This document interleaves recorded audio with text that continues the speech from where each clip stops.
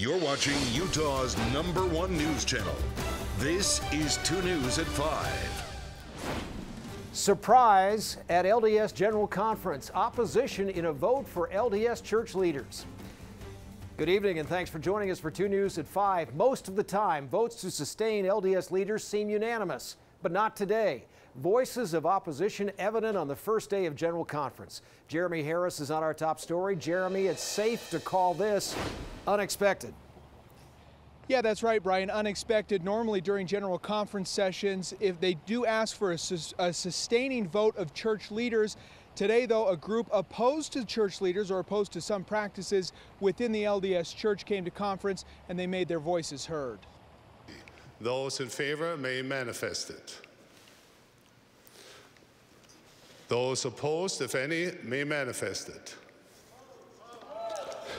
The note has been noted.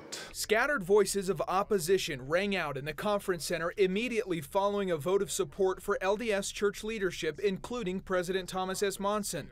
The voices again opposed a supporting vote for the church's main leadership group, the Quorum of the 12 Apostles. Those in favor, please manifest it.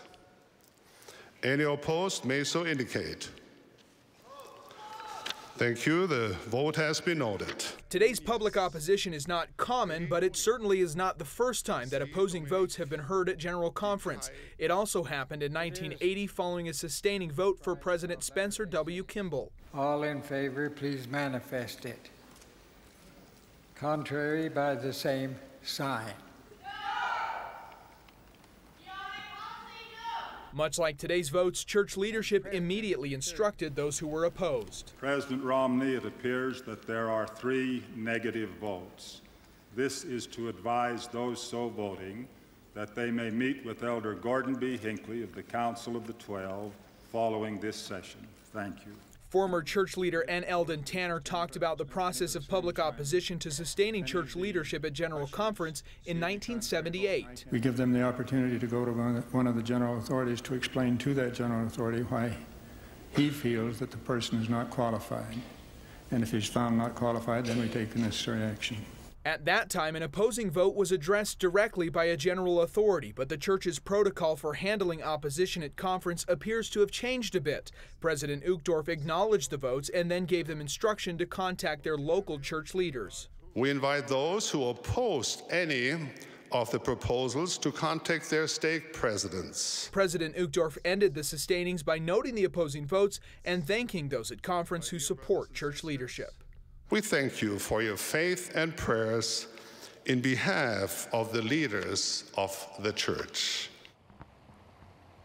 Now, we reached out to the LDS Church today to get their comment on this. They told us that the normal protocol for being opposed, even at General Conference, is to simply raise a hand. They did not comment on the other group that raised their voices today.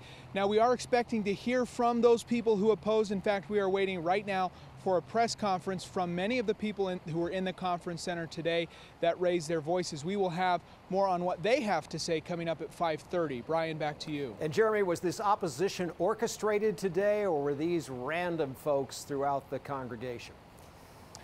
Well, it seems to have been a little bit of both. There wasn't a group online that said that they were going to be here today opposing, but the people we talked to here at the press conference say we don't know the other people that were there today opposing. So a little bit of both. Okay, Jeremy, we'll see you at 5:30. Jeremy Harris reporting from